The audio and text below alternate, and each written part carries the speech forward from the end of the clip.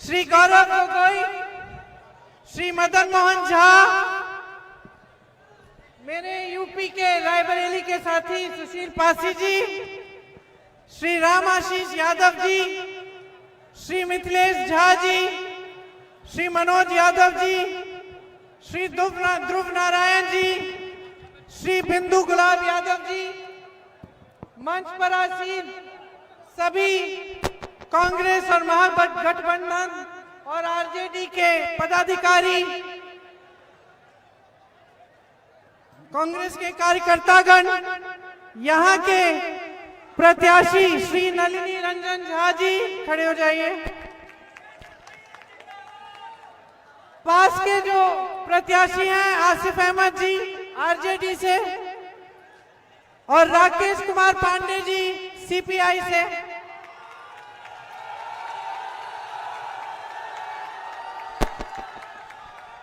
मैं लंबा भाषण दूंगी आपको, तैयार हो? बोर नहीं होना है।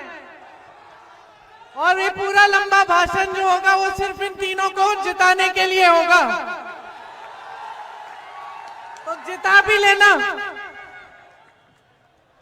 देखिए, ये मिथिला की पावन धरती है। उच्छेद भगवती, सिद्धपीठ और माता सीता की धरती है। इस धरती को प्रणाम। ये महाकवि कालिदास जी की धरती है, इसको मेरा नमन। यहाँ एक आध्यात्मिकता की धरती है, आध्यात्मिकता का मिसाल है। आपने इस देश को बहुत कुछ दिया, इस देश के निर्माण में, इस देश के अध्यात्म में, इस देश की राजनीति में आपकी बहुत बड़ी भागीदारी है।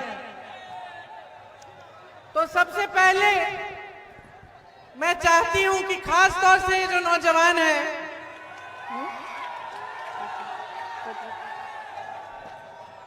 ये समझें कि बिहार ने इस देश के लिए क्या किया। आपकी धरती ने इस देश की आजादी के लिए, इस देश के निर्माण के लिए, इस देश के इतिहास के लिए क्या किया है।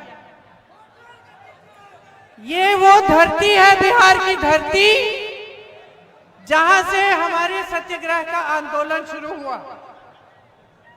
आपके पूर्वज जो किसान थे, एक ऐसे समय में जबकि ये व्हाट्सएप नहीं था जो आप लोग इस्तेमाल करते हो, कि फट से कि फोटो ले ली फट से वहां पहुंच गई दिल्ली, ये नहीं था। सोच लो, उस समय में जब फोन नहीं था, टीवी नहीं था, मुश्किल से 1-2 अखबार थे, अंग्रेज उस अखबार में कुछ छापने भी नहीं देते थे। उस समय आपके पूर्वजों ने एक ऐसा आंदोलन किया, ऐसी वीरता, ऐसा धैर्य दिखाया कि महात्मा गांधी तक उनकी आवाज पहुंची और महात्मा गांधी जी यहां आए उनकी समस्या को समझने, और उन्हीं से प्रेरित होकर, यहां के किसानों से प्रेरित होकर महात्मा गांधी जी ने एक ऐसा आंदोलन शुरू किया जो इस विश्व में अनोखा आंदोलन रहा, अहिंसा और सत्य पर आधारित, जिससे अंग्रेजी साम्राज्य झुका और उनको यहां हमारा देश छोड़ना पड़ा।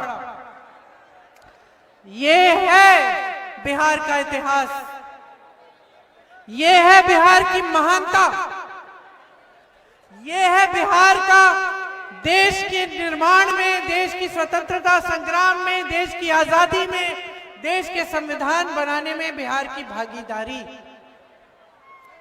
अब समझो और बातें।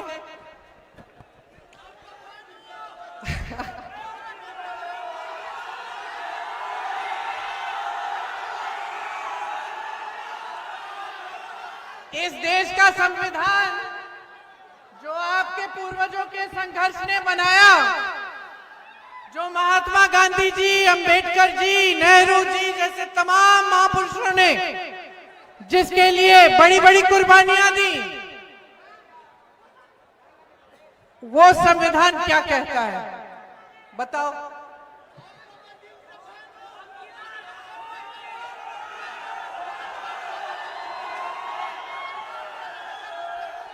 सबसे बड़ी चीज क्या है इस संविधान में? लोकतंत्र हमारा। लोकतंत्र हमारा क्या है कि वो महिला जो वहां खड़ी है, कि ये नौजवान जो यहाँ खड़ा है, वो उस दीवार पे से जो हाथ हिला रहा है, वो आप जो इस छत पे खड़े हो, आपके अधिकार और प्रधानमंत्री नरेंद्र मोदी जी के अधिकार और अमित शाह जी के अधिकार और मेरे अधिकार और इस देश के एक एक वासी के अधिकार समान है। ये है हमारा लोकतंत्र जो आपको शक्ति देता है, जो आपकी शक्ति को पहचानता है, जो आपकी शक्ति को सर्वोपरि रखता है। ये हमारा संविधान जो कहता है कि किसी भी जाति के हो, किसी भी धर्म के हो, चाहे गरीब हो, चाहे अमीर हो, चाहे अडानी जैसे बड़े लुटेरे उद्योगपति हो, चाहे कोई गरीब किसान खेती में काम कर रहा हो, उसको समान दृष्टि से देखना है, उसके वही अधिकार है। उन सबको वोट का एक अधिकार है। तो आज चुनाव के समय में यहां आई हूं। आज आधा बिहार, मतलब बिहार की आधी आबादी पोलिंग में है, वोट देने जा रही है। लेकिन अफसोस की बात यह है कि इसी बिहार में इस सरकार ने और चुनाव आयोग ने 65 लाख वोट काटे हैं। कल मेरे भाई ने एक बड़ा खुलासा किया, राहुल गांधी जी ने, जानते हो उनको? किसके लिए लड़ते हैं? आपके लिए लड़ते हैं, सच्चाई के लिए लड़ रहे हैं।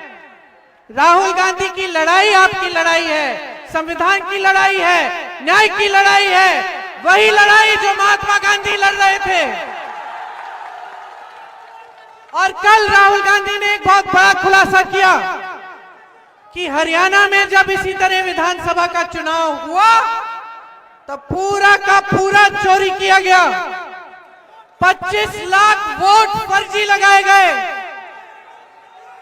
एक सुंदर सी सुनो, मजेदार बात है, चुनाव आयोग इतना दिलचस्प बन गया है कि एक सुंदर सी विदेशी महिला की फोटो लेके चुनाव की जो सूची है उसमें डाल के उससे फर्जी 20 वोट डलवा दिए। समझ रहे हैं? वो यहाँ की है भी नहीं, वो हिंदुस्तानी भी नहीं है। यहाँ बिहार के 65 लाख वोट काटे हैं, ज्यादातर महिलाओं के काटे हैं, मेरी बहनों के काटे हैं, जो अपना पसीना बहाती हैं, रोज खेती में काम करती हैं, घर पे संघर्ष करती हैं, समाज में संघर्ष करती हैं, कमा नहीं पा रही हैं, इनका वोट काट के विदेशी महिला का वोट उसमें डाल दिया है फर्जी। ये है हमारा चुनाव आयोग।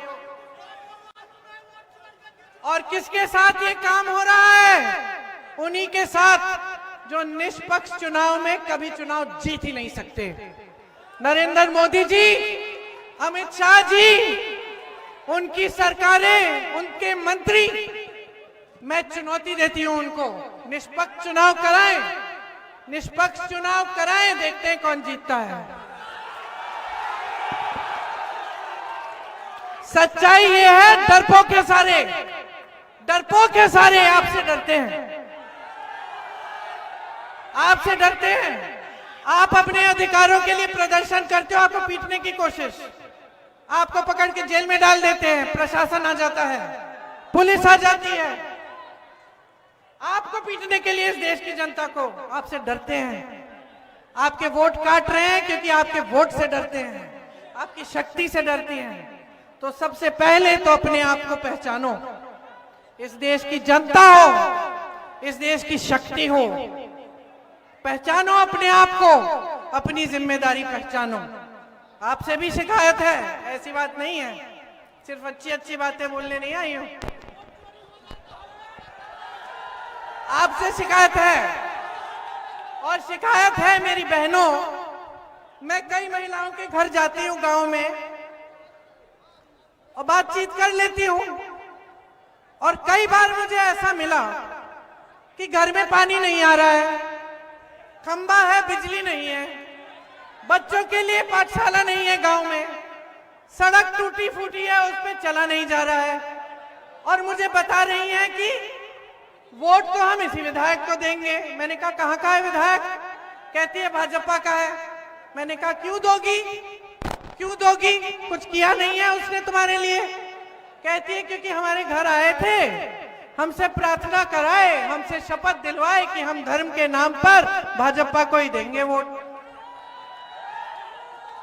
तो मेरी शिकायत ये है बहनों, जागरूक बन जाओ, समझ लो कि क्या हो रहा है तुम्हारे साथ। और भाइयों, जब कोई नेता सामने आए और ध्यान भटकाने की कोशिश करे, अब मैं यहां आकर इस बड़े मंच पे खड़े होकर आपको फिजूल की बातें करना शुरू कर दूं, जैसे मोदी जी करते हैं। मोदी जी कहते हैं कि कांग्रेस के पोस्टर देखो, उन्होंने पोस्टर पे तेजस्वी जी को बौना बना रखा है। फिर वो बोलेंगे आरजेडी का पोस्टर देखो, उस पे राहुल गांधी वोट चोरी के खिलाफ लड़ने वाले, उनको बौना बना रखा है। अरे भैया, प्रधानमंत्री है और कोई काम नहीं है कि दूसरों के पोस्टर देखते रहो? तुम्हें क्या चोट पहुंच रही है भैया? आपको क्या चोट पहुंच रही है कि किसको बौना बनाया, किसको बड़ा बनाया? आप तो अपना चेहरा चमकाते रहते हैं, आपके तो बड़े बड़े पोस्टर हैं, आप तो टीवी के हर चैनल पे रोज रोज दिखते हैं सबको। आपका काम क्या है? नरेंद्र मोदी जी का काम क्या है? प्रधानमंत्री का काम क्या होता है बताओ? तुम्हें रोजगार दिलाना, तुम्हारे लिए शिक्षा संस्थान बनाने, ये जो पेपर लीक हो रहे हैं इसको रोकना, ये मेरी बहनों को सुरक्षित रखना, इनके लिए मौके दिलवाना, ये भी रोजगार लें, ये भी अपने पैरों पे खड़ी हो। छोटी छोटी बच्चियां हैं, उनको शिक्षा मिले, आगे बढ़े, वो लोगों को इकट्ठा रखना, देश में उन्नति बनानी, देश में एकता बनानी। और ये करते क्या रहते हैं? फूट फैलाते रहते हैं, मंच पर आते हैं, फिजूल की बातें करते हैं। तो मैं कह रही हूं कि कोई भी नेता आए, किसी भी पार्टी का हो, मेरी पार्टी का भी हो, फिजूल की बातें करेगा, ध्यान भटकाने की बातें करेगा, तो सबक सिखाओ, सबक सिखाओ। ये है शिकायत मेरी। अरे 20 साल से चले आ रहे हैं, 20 साल से एनडीए की सरकार है, कौन सी तरक्की हुई भाई तुम्हारी? कौन सी तरक्की हुई? आगे बढ़े हो तुम? अंगोछे वाले रोजगार मिला? टी शर्ट वाले नहीं मिला ना? बहन, तुम्हें क्या मिला? अभी हफ्ते पहले तो 10,000 रुपए दे दिए तुम्हें खुश करने के लिए, इससे पहले क्या मिला? 20 सालों में कुछ मिला? तो ये 10,000 रुपए क्या बने जो हफ्ते पहले, चुनाव के पहले मिल रहे हैं? क्या बने? क्या बने? घूस। अरे घूस की इतनी आदत हो गई है, इतना भ्रष्टाचार कर डाला है, आप एक भी छोटा काम, पहचान पत्र बनाना है, कुछ भी करना है, कर नहीं सकते बगैर घूस दिए। तो ये कह रहे हैं चलो हम बिहार की महिलाओं को भी थोड़ा सा घूस दे देते हैं, 10,000 रुपए हमें वोट मिल जाएगा। ये कोई बात नहीं हुई, गलत बात है। आप पैसे ले लो, आप पैसे लो, क्योंकि आप ही के पैसे हैं, कोई एहसान नहीं है आप पे, देश की संपत्ति है, कोई मोदी जी अपने जेब से नहीं दे रहे हैं, देश की संपत्ति आप ही की है। ले लो, कुछ अच्छा करो, इससे परिवार के लिए कुछ छोटा मोटा करो, बचत कर लो अगर कर सकती हो, लेकिन अपना वोट इनको नहीं देना है। आपका वोट आपके बच्चों के लिए डलेगा, आपका वोट आपके समाज, आपके गांव, आपके विकास, आपके बच्चे, आपके माँ बाप, आपके भविष्य के लिए डलेगा, इस धरती के लिए, इस देश के लिए जिसने सब कुछ दिया है हमें। आज आपकी परिस्थिति क्या है? तुम सब शिक्षित तो होगे, हो कि नहीं हो? हो। बेरोजगार हो कि नहीं हो? बेरोजगार हो। आज की परिस्थिति ये है कि ये बेचारे कमाना चाहे ना, नहीं कमा पाएंगे। एक जमाने में खेती से, किसानी से कमाता था इंसान, सुबह शाम मजदूरी करता था, कमा पाता था, घर कुछ आ जाता था। आज क्या हो रहा है? आपको खाद नहीं मिलता समय पे, आपको उपज का दाम नहीं मिलता, आपको न्यूनतम समर्थन मूल्य नहीं मिलता, ट्रैक्टर चलाना पड़ता है, ट्रैक्टर पे जीएसटी, पेट्रोल पे जीएसटी, डीजल पे जीएसटी नहीं, पेट्रोल के दाम महंगे हो गए हैं, डीजल महंगा हो गया है। तो कमाओगे कैसे? कमाओगे कैसे? ठीक है, खेती किसानी से कमाते थे, अब नहीं कमा पाते। अब बड़े बड़े उद्योगों की बात करते हैं। ये लोग कहते हैं ना 70 सालों में कांग्रेस ने क्या किया। मैं सूची निकालूंगी ना, 1 घंटे के लिए खड़ी रहूंगी, क्या किया। IIM, IIT, एम्स, बड़े बड़े उद्योग, बड़े बांध, बड़ी नहरें, बड़े पुल, सारे कांग्रेस के जमाने में बने। इन्होंने क्या बनाया? इनके 27 पुल तो 3 साल में गिर गए। इन्होंने कोई बड़ी संस्था बनाई, कोई विश्वविद्यालय नया शुरू किया, कोई बड़ा उद्योग लगाया। जो चीनी के मिल थे वो भी बंद हो गए। यहां बिहार में रिफाइनरियां होती थी, बिहार में सब कुछ बनता था, पेपर मिल, चीनी मिल, इतनी सारी चीजें। शिक्षा की व्यवस्था इतनी अच्छी थी कि यहीं से सबसे बड़े बड़े अधिकारी जाते थे, IPS, IFS, IAS, नाम लोग बिहार के होते थे। कितना आत्म स्वाभिमान था, कितना आत्मसम्मान था। आज क्या है? शिक्षा ठप, उद्योग, जितने भी बड़े बड़े उद्योग थे सरकारी, कहां गए? किसके पास? अडानी और अंबानी के पास। देश के बंदरगाह, देश के हवाई अड्डे, आप नाम लीजिए, सारा इनको सौंप दिया है। आपको अपने बच्चों की शादी करानी पड़ती है, कर्ज लेना पड़ता है, कर्ज लेना पड़ता है। कर्ज चुकाने के लिए जीवन भर संघर्ष करते रहते हो, ब्याज देना पड़ता है। ये अडानी जी, अंबानी जी, इनके पास लाखों करोड़ रुपए हैं। अब मोदी जी क्या करते हैं? क्या करते हैं? उनके कर्ज माफ करते हैं और आपके कर्ज माफ नहीं करते। आपका 1 रुपया माफ नहीं करते, बल्कि आपकी बिहार की जमीन 1 रुपए प्रति एकड़ में अडानी को पकड़ा देते हैं। ये खड़े हैं ना नौजवान यहां बेरोजगार, इस एक एक नौजवान को अगर 1-1 एकड़ जमीन दे दी होती 1 रुपए के दाम में, तो क्या तुम नहीं कर सकते थे अपना भविष्य उज्जवल? तो कैसी सरकार को बढ़ावा दे रहे हो? 20 साल से चले जा रहे हैं, करे जा रहे हैं। अब अंतिम वो आ गया है कि अब वोट चोरी भी शुरू, क्योंकि जानते हैं कि अब जनता पहचान रही है, जनता सच्चाई देख रही है, जनता जानती है कि भाजपा के बड़े से बड़े नेता मंच पर आकर झूठ ही बोल रहे हैं। समझ गई है जनता सब कुछ। जनता का ये हाल कर दिया है कि यहां से, बिहार से पलायन करके बाहर जाना पड़ता है। ये कोई आसान काम है? कल तुम लोगों को जाना पड़े, अभी तो तुम बहुत नौजवान हो, 2-3 साल में जाना पड़ेगा। यहां तो तुम्हें रोजगार मिल नहीं रहा है। जब तुम जाओगे बड़े शहर में, किसी को नहीं जानोगे। बड़े शहर में लाखों करोड़ों लोग होते हैं, कोई किसी को नहीं मानता, कोई अपना नहीं होता है, कोई अपना नहीं होता है। आप जानते हैं, मेरे से अच्छी तरह जानते हैं। वहां जाओगे, कहीं एक कमरा मिल जाएगा, उसमें 8-10 लोग इकट्ठे रहोगे,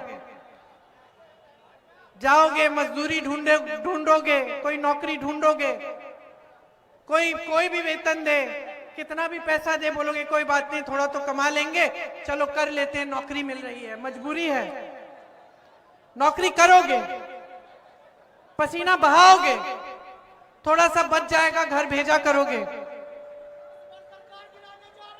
परिवार को देखोगे नहीं। जो शादीशुदा है वो अपनी बीवी को छोड़ के जाता है, अपने बच्चों को छोड़ के जाता है।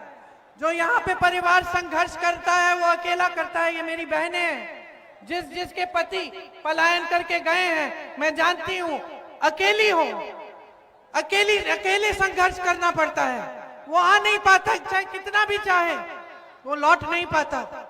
सिर्फ छुट्टियों में आएगा, छठ के लिए आएगा, दिवाली के लिए आएगा, बाकी समय सारे संघर्ष तुम खुद करोगी। बच्चों को संभालोगी, कोई बीमार पड़ेगा उसका इलाज कराओगी, किसी को अस्पताल या डॉक्टर के पास ले जाना है, इधर से उधर दरवाजे खटखटाओगे, भटकती जाओगी, अकेली हो। और वो वहां पे अकेला है और वो संघर्ष कर रहा है और तुम संघर्ष कर रही हो। आज ये बना दिया है बिहार को कि यहां नौकरी नहीं मिल रही है। क्या आपके दिलों में दुख नहीं होता कि अपने परिवार से इतना दूर जाना पड़ता है, इतना संघर्ष करना पड़ता है, और वहां शहर के लोग भी आपका अपमान करते हैं और आपको वो अपमान भी सहना पड़ता है। चुपचाप से पी लेते हो क्योंकि मजबूरी है। बिहार आओगे, वापस आओगे, यहां भी रोजगार नहीं मिलेगा, चलो सह लेते हैं, कोई बात नहीं, बोलने दो। ये स्थिति है आज आपकी,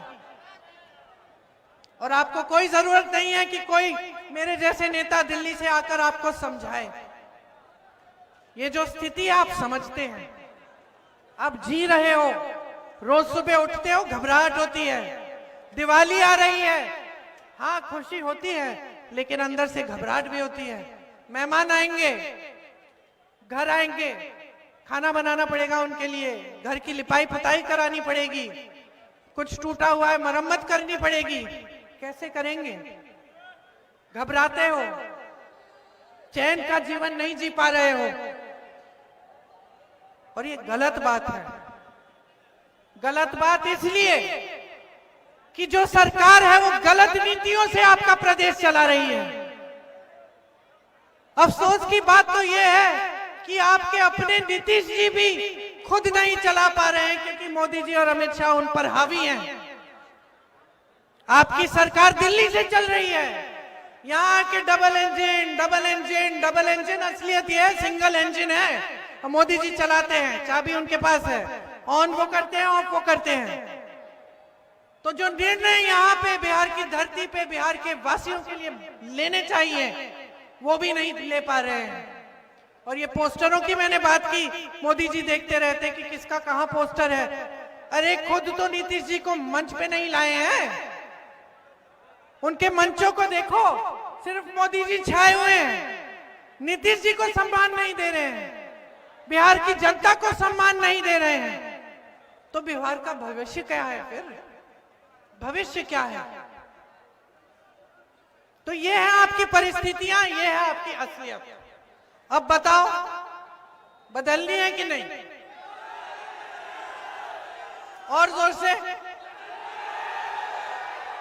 किसके लिए बदलोगे? अपने लिए बदलोगे, अपने लिए बदलोगे। और सुन लीजिए, ऐसा नहीं होना चाहिए कि आंखें मूंद करके आपने किसी को वोट दे दिया। आप देखो कौन क्या काम कर रहा है। कांग्रेस पार्टी की राजस्थान में सरकार थी, 25 लाख तक स्वास्थ्य बीमा मिलता था।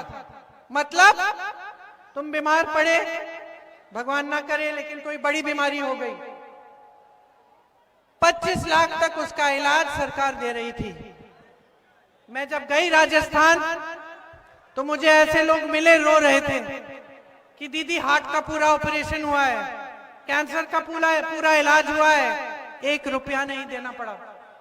एक महिला ने मुझसे कहा, ये जो स्कीम है ना, आप पूरे देश में लागू कराओ, इससे इतने गरीबों की मदद हो जाएगी, हम इसको बिहार में लागू करना चाहते हैं। करके दिखाया है, करके दिखाया है। इसलिए आज तेलंगाना और कर्नाटका में कांग्रेस की सरकार है, हर महीने महिलाओं को पैसे मिलते हैं। गरीब परिवारों की महिलाओं को 2500 रुपए हर महीने मिल रहे हैं। हम यहां पे भी आपको 2500 रुपए हर महीने देना चाहते हैं। भूमिहीन परिवारों को हम मकान या 3 से 5 डिसमिल जमीन देना चाहते हैं और वो जमीन मेरी बहनों आपके नाम होगी, आपके नाम में, और जो पैसे आएंगे सीधे आपके खाते में आएंगे ताकि आप मजबूत हों। आपका जो विधवा पेंशन है वो 1500 रुपए होगा और हर साल 200 रुपए बढ़ाया जाएगा। जो दिव्यांग पेंशन है वो 3000 रुपए किया जाएगा। मनरेगा में मजदूरी 300 रुपए में मिलेगी, तो मजदूरी के लिए 300 रुपए मिलेंगे और मनरेगा के दिन 2 गुने किए जाएंगे। किसान सुन लीजिए जो यहां मौजूद हैं, गारंटी दे रहे हैं हम आपको कि न्यूनतम समर्थन मूल्य आपको मिलेगा। आपके लिए मंडियां खुलवाई जाएंगी, आपकी मदद होगी। 200 यूनिट बिजली मुफ्त में मिलेगी। जीविका बहनें सुन लें, 30,000 का आपका वेतन होगा प्रति माह और आपकी नौकरी पक्की होगी। मेरे नौजवान भाई यहां खड़े हैं। पेपर लीक की मैंने बात की, पूरी आपकी जवानी बर्बाद हो जाती है। आप ठहरे रहते हैं, पेपर देते हैं, लीक हो जाता है, चलो कोई बात नहीं, 6 महीने में रिजल्ट आ जाएगा, फिर से पेपर दे देंगे, रिजल्ट आ गया, नियुक्ति नहीं हुई, और ठहरेंगे। ठीक है, किसी और नौकरी के लिए हम वो ट्राई भी नहीं करेंगे, कोशिश भी नहीं करेंगे, क्योंकि ये हो जाएगी एक ना एक दिन।